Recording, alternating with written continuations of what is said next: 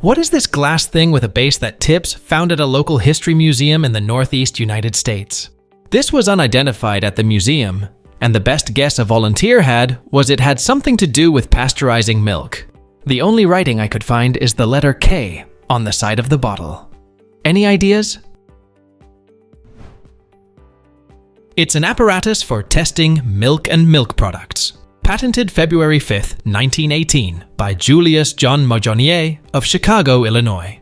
It's an extraction flask used in a process or test to determine the percentage of fat in milk, cream, milk products, and in fact all dairy products in general. The process or test is carried out by mixing milk or milk product with a fat solvent, at the same time dissolving the albumin, casein, milk sugar, etc., thereby causing the fat in the solution to float upon the remainder of the mixture so it can be withdrawn. The fat solvent evaporated and the residue weighed. The extraction flask is designed to permit a speedy separation of the fat in solution and the ready removal from the flask without disturbing the remainder of its contents. What is this large metal structure in Baja California Sur? It's near the main highway between Todos Santos and El Pescadero. I've asked my family who has lived here for a while, and apparently it's been abandoned for a long time. It's metal with what appears to be a brick frame inside, and it has openings right between the exposed sections of the brick. It looks like a water tower for steam trains, but there have never been train tracks here. Any idea what this structure is for? It's a lime kiln from the late 1800s. The dust on the ground to the left of the kiln in the first photo looks a lot like lime. Limestones are fed into iron and stone lime kilns, and long exposure to very hot fires extracted lime. Barrels of lime were loaded onto ships. The lime was a key ingredient in the cement that was used for construction in San Francisco and Monterey. And according to my family, back when most of the houses in town didn't have plumbing, they used lime to deodorize toilets. What is this small brass item about 15 centimeters in length? I am in Scotland. I have several things from my late mother. She collected antiques, but I have no idea what this one is. I believe it's brass and mother of pearl maybe, and no markings that I can see. The diameter of the brass circle is 6.3 centimeters. Can anyone tell me anything about this item? It's a Persian hand mirror with a hand-painted mother of pearl inset, missing the mirror on the inside, from the early 20th century. They are usually covered with a shellac-type substance. What is this wooden and metal object, roughly 12 inches wide, 4 inches tall, and 2 inches deep? It was just donated to my thrift shop in the Hudson Valley. The larger metal grate is completely removable, the mesh cones are fixed, and the middle hole is covered by a trapdoor of sorts. No identifying marks or writing. Any ideas? It's a queen and drone bee trap, patented July 7th, 1953 by Charles H. Pease of Canaan, Connecticut. It has bars or slots that will permit worker bees to pass in and out and prevent queens or drones, both of which are larger than workers, from escaping from or entering a hive. What is this thing found in Grandpa's house after he passed away? My whole family is trying to figure it out. Our first guess is a teapot or maybe a hookah. I appreciate any suggestions you can offer.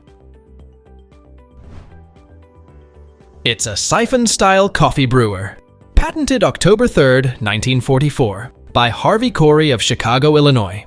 Once the burner has reached a high enough temperature, the water from the bottom chamber will start to climb up to the second chamber. Then add your grounds on the top chamber and give it a quick, gentle stir.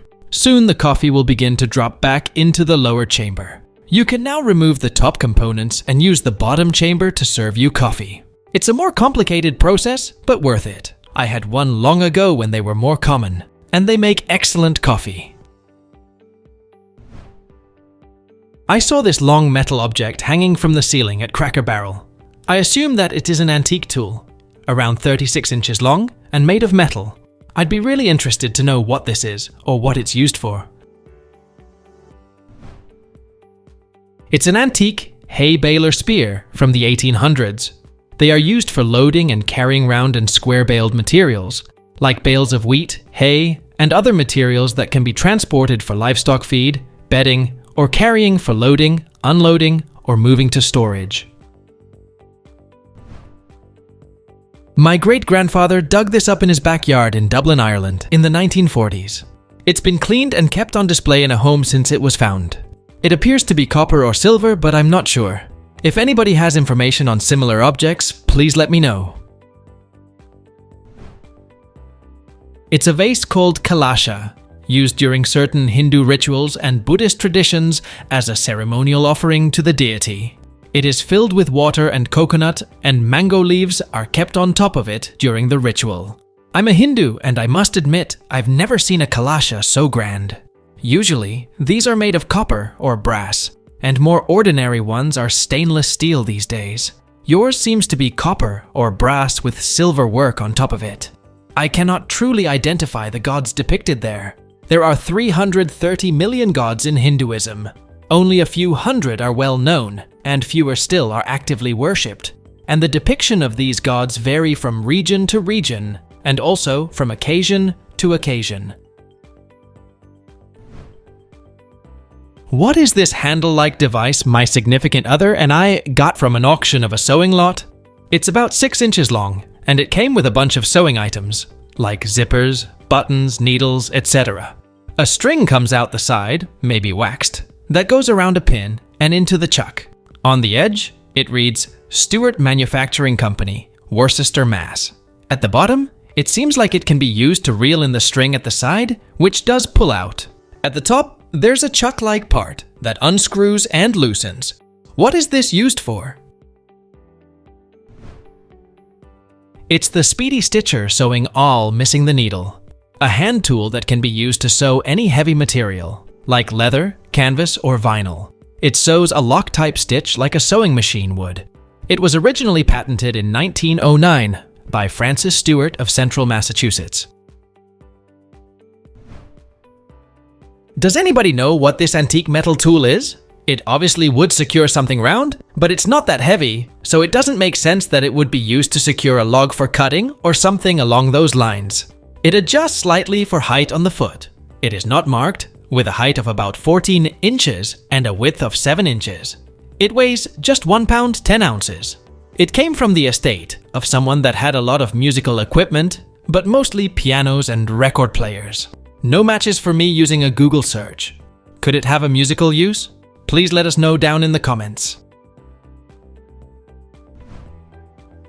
Thanks for watching. Let's make life fun.